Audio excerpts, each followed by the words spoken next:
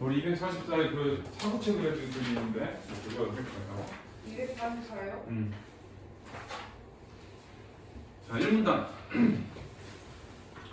자, 혈액을 통해 운반된 노폐물이나 독소는 주로 콩팥의 사구체를 통해 1차적으로 여가 된다. 그래서 이제 사구체는 여가를 시키는 거고, 그래서 이제 사구체가 뭔지 모르니까 모세혈관이 뭉쳐진 덩어리로, 여기까지가 뭐냐? 사구체 정이야. 모세혈관이 뭉쳐진 덩어리다. 보먼 주머니에 담겨있대. 미치겠지? 사구체는 들쇠동맥에서 유입되는 혈액 중, 들쇠동맥 들어오는 동맥이라는 뜻이야. 혈구나 대부분의 단백질을 여과시키지 않고 날쇠동맥으로 흘려보내며, 그러니까 여과를 할 수 있는 애는 혈구, 단백질 이런 애들은 아니야. 물, 요소, 나트륨, 포도당 과 같이 작은 물질들은 사구체막을 통과시켜 보먼 주머니를 통해 세뇨관으로 나가게 한다. 이 과정을 사구체 여과라고 한다 그랬거든. 그래서 여기서는 첫 번째 문장이 사구체를 통해 1차적으로 여과된다. 그 다음에 누구를 보내냐? 물, 요소, 나트륨, 포도당 같이 작은 물질들은 여기 이제 작은 물질들은 사구체막을 통과시켜 보먼 주머니를 통해 세뇨관으로 나가게 한다 했어. 요게 이제 사구체 여과야. 그래서 사구체 여과에 대한 얘기. 그래서 1문단의 핵심은 뭐냐? 사구체 여과야. 사구체 여과는 뭐냐? 혈액 중에서 물, 요소, 나트륨, 포도당 등과 같이 작은 물질들을 사구체막을 통과시켜 보먼 주머니를 통해 세뇨관으로 나가게 하는 거. 그러니까 과정이 어떻게 되는 거냐? 사구체막, 보먼 주머니, 세뇨관 이렇게 가는 거. 이게 사구체 여과야. 자, 1문단은 자, 사구체 여과. 자, 이게 이제 핵심어고. 자, 그래서 자, 거기서는 사구체막, 보먼 주머니, 세뇨관.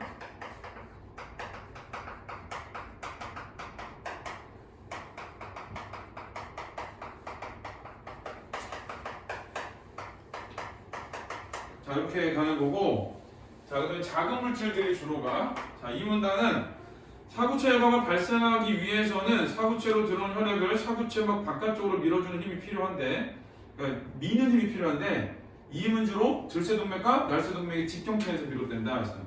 자, 뭐가 있냐면은 그 혈액을 미는 힘이 필요해. 자, 혈액을 밀어주는 힘이 필요한데, 자, 요게 필요한데, 자, 요거는 어떻게 나오냐면은 들쇠동맥과 날쇠동맥의 직경체예요. 들어오는 동맥하고 나가는 동맥, 이걸 직경차로 이 힘이 만들어지는 거야. 자, 사구체로 혈액이 들어간 들쇠동맥의 직경보다 사구체로 혈액이 나오는 날쇠동맥의 직경이 작다. 그래서 이 날쇠동맥 얘가 직경이 작아. 그러니까 이만큼 들어온 다음에 요만큼 나가는 거지. 이만큼 들어오고 요만큼 나가. 그러니까 이 많이 들어왔는데 작은 구멍으로 나가야 되니까 자, 힘이 많이 들어가겠지. 이에 따라 사구체로 유입되는 혈류량보다 나가는 혈류량이 적기 때문에 자연히 사구체 모세혈관에는 다른 신체 기관의 모세혈관보다 높은 혈압이 발생하고, 그래서 들어오는 것보다 나가는 혈류량이 적대. 자, 이게 날쇠동맥의 직경이 작아. 그래서 나가는 혈액이 작아. 혈액량이 작아. 자, 그래서 여기는 어떠냐? 높은 혈압을 가지고 있어. 다른 데보다 높은 혈압.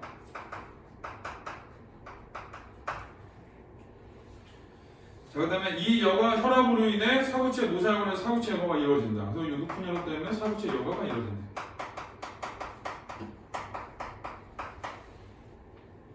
사구체 혈압은 동맥의 혈압에 따라 변화가 일어날 수 있지만 생명 유지를 일정하게 유지된다. 그리고 여기서 자, 이 혈압은 일정하게 유지가 된대.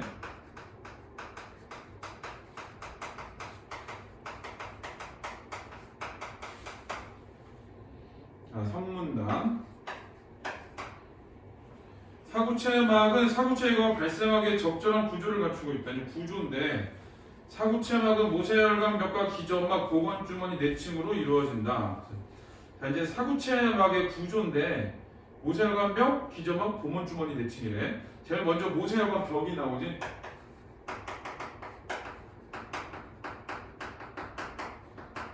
자, 모세혈관 벽. 자, 얘는 어떠냐? 평평한 내피세포 한 층으로 이루어졌다. 이거는 평평한 내피세포 합침. 자, 이 내피세포들은 구멍이 있으며 내피세포들 사이도 구멍이 있다. 뭐가 있냐면 구멍이 있어, 구멍.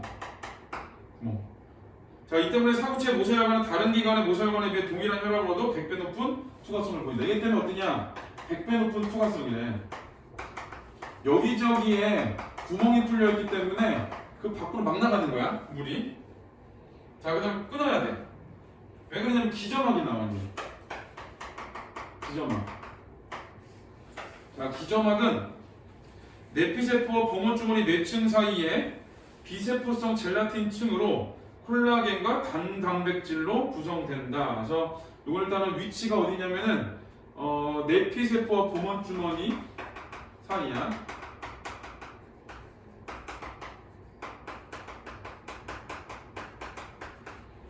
봉원주머니 사이. 자, 그리고 자, 이게 비세포성 젤라틴이고.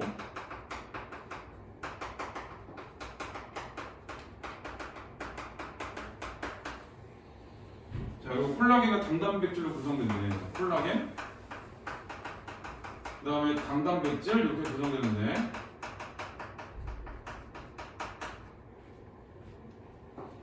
자, 콜라겐은 구조적 강도를 높이고, 얘는 이제 구조적 강도, 이걸 높이는 거. 네, 단단백질은 내피세포의 구멍을 통과할 수 있는 알부민과 같은 작은 단백질의 역할을 없자고. 이거는 작은 단백질의 역할을 없자고. 그러니까 이 단백질은 여과가 되면 안 되는 애인가 봐. 그러니까 얘는 막는 거야. 그래서 자, 그 다음에 이는 알부민을 비롯한 작은 단백질들이 음전하를 띠는데 당단백질 역시 음전하를 띠기 때문에 가능한 것이다. 그래서 작은 단백질 역할을 어떻게 억제하냐? 모두 당단백질도 음전하, 그 다음에 그 단백질도 음전하. 그래서 얘네들이 이렇게 억제할 수 있는 이유는 얘네들이 모두 음전하기 때문에 그래. 그러니까 나가려면 튕겨내겠지. 나가려면 튕겨내고 이렇게 되는 거야. 자, 봉원주머니 내층이 나오는데, 자, 거기 이제 그 가능한 것이다 끊어야 돼. 자, 이번에 봉원주머니 내층.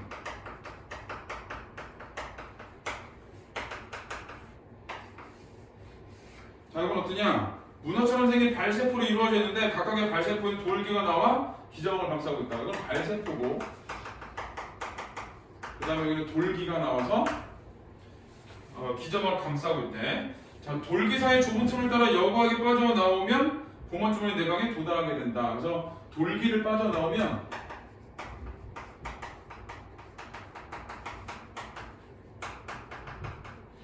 봉원주머니 내각에 도달해.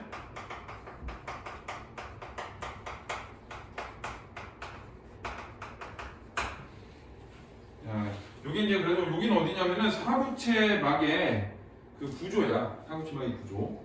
상응단.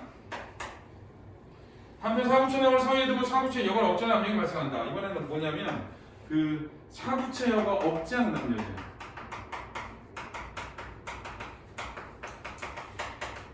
별로 좋은 건 아닐 것 같지, 왠지. 자, 억제하는 압력. 자, 혈액 속 대부분의 단백질은 여과되지 않기 때문에 사구체의 모세혈관 내에는 존재하고 봉원주머니 내각에는 거의 존재하지 않는다. 이거는 누구냐면 단백질의 양이야. 자, 이게 단백질의 양이 자, 어떠냐면은 모세혈관은 있고 모세혈관이 있는데 봉원주머니 내각에 거의 없대. 양으로 따지면은 자, 모세혈관에 훨씬 많아. 양이. 따라서 봉원주머니 내각보다 사구체의 모세혈관의 단백질 농도가 높다. 얘가 어떠냐? 이쪽이 농도가 높아.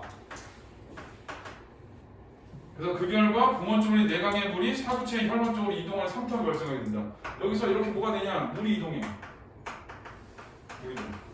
삼투압이 생기는 거야. 농도가 낮은 곳에서 높은 곳으로 물이 이동하는 거. 자, 그래서 어디로 가야 되냐면은 자, 저거 봐. 사구체막에서 봉원주머니에서 세균만 들어가잖아. 그러니까 사구체막이 왜 모세혈관 모여있는 데거든. 자, 그런데 사구체막 모세혈관에서 봉원주머니 쪽으로 물이 빠져나가야 되잖아. 근데 어디로 가는 거야? 거꾸로 가는 거야.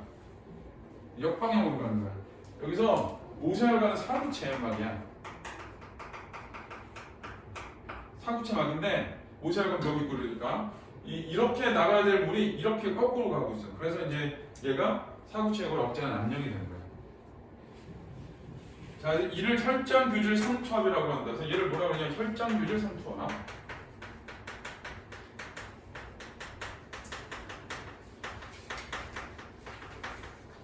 자, 요거고. 자, 그리고 또 하나가 나오는데 봉원주머니 내강에 도달한 여과액에 의해 봉원주머니 수압이 발생한다. 이번에는 봉원주머니 수압이 발생한다.